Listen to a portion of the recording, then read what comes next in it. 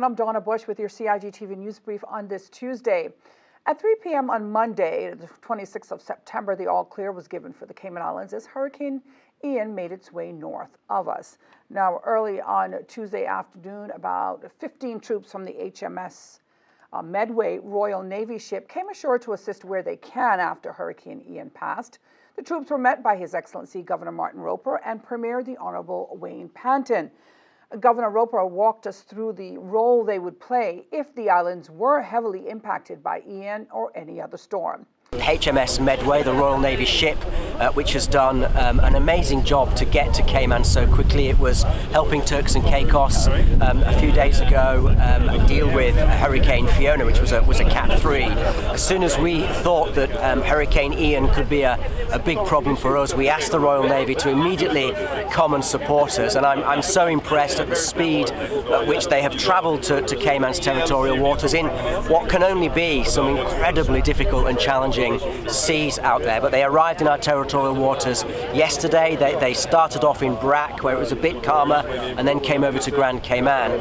Today there will be a RIB, a rigid inflatable boat with about 15 to 16 commandos from Medway coming ashore. Now these are the first responders in any sort of post-storm event. So they're specialists who can help you with fixing ports, help you fix airports. They're electricians, they're welders, they're carpenters. So they would come ashore straight away and just help us really get the communications up and running again, so we can get more supplies and ships and aircraft in, and then the UK would be able to fly in lots of additional people and lots of additional supplies.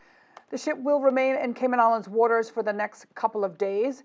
Premier Panton did speak to the press about the abilities of the crews from the HMS Medway, who may assist with fixing docks that were damaged from wave action caused by Hurricane Ian. They've demonstrated incredible resiliency in being able to respond to effectively 3 different scenarios in the course of a week where overseas territories were going to be impacted.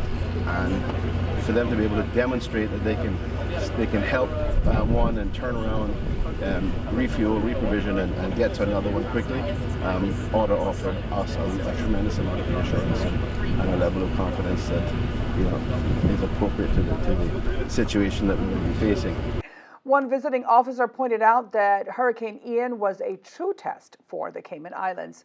We don't want these incidents to happen, but actually over the last week we've really seen all of the stakeholders, all of the key players come together, and actually this is rehearsed, really rehearsed that, and I think that reassures a lot of people that the assets and capabilities and the coordination and the leadership side is definitely pulling together in that perspective. Now, the ship again will remain in Cayman Islands waters for the next few days. Meantime, officials at the National Emergency Operations Center housed in the Government Administration Building issued the all-clear for the Cayman Islands on Monday afternoon. Hundreds of civil servants, including the lead agency, Hazard Management Cayman Islands, handles the disaster management plan for the Cayman Islands during hurricanes and other disasters. As Hurricane Ian approached and passed us, dozens of civil servants were at work and hundreds of others on standby.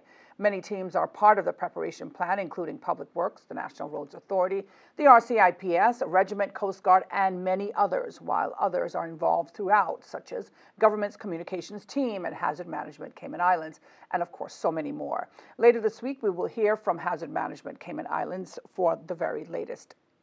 Meantime, information and details from the National Hurricane Plan can be accessed by the public online through caymanprepared.ky. Well, now that Hurricane Ian is no longer affecting the Cayman Islands, staff from the Department of Environmental Health started to collect the minimal amount of debris. DEH Director Richard Sims says it was minimal, partly because residents really prepared.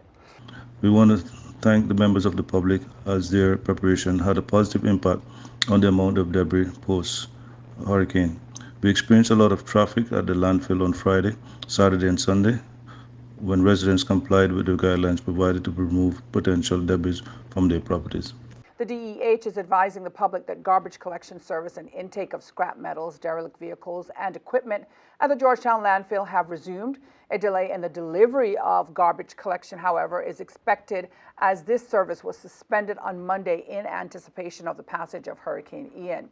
And due to the low volume of post-hurricane debris, the temporary sites will not be activated. Residents are therefore encouraged to use a 24-hour drop-off site at the entrance of the Georgetown landfill for the disposal of small amounts of waste from residential customers, if necessary. Well, the National Roads Authority crews were busy cleaning and clearing drains across Grand Cayman on Tuesday. Staff used the necessary equipment to open and clear the drains. Since last August, close to 150 new wells were installed to address drainage and flooding issues in the areas prone to flooding. Last week, both the NRA and PWD departments deployed staff in preparation for Hurricane Ian. Also on Tuesday, the National Roads Authority shared an advisory about traffic lights at the Bobby Thompson Way and Smith Road being out of service as a result of Hurricane Ian. Road users were encouraged to use caution when maneuvering that junction and treat it as an all-way stop. Now, the NRA team worked for most of the day to have the signal up and running again. Cayman Airways Tampa flights have been canceled for Thursday due to the Tampa airport being closed. Authorities have announced that the Tampa International Airport would be closing at 5 p.m. on Tuesday, September 27th, due to the projected path of Hurricane Ian. So Cayman Airways flights scheduled for Thursday, the 29th, have been canceled. A post-release states that affected passengers will be accommodated on Friday flights from Tampa. Now that Hurricane Ian poses no threat to the Cayman Islands as it moves over the southeast Gulf of Mexico, tonight, weather-wise, we can expect partly cloudy skies with a 40% chance of showers and some thunder. Showers may become locally heavy at times, leading to flooding of low-lying areas.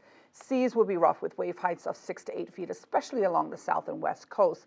Now, a marine warning remains in effect. The two-day outlook is for partly cloudy skies with a light to moderate southeasterly wind and seas from Wednesday evening. A reminder that you can find the latest on local weather on the Cayman Islands Weather Services Facebook page or on weather.gov.ky.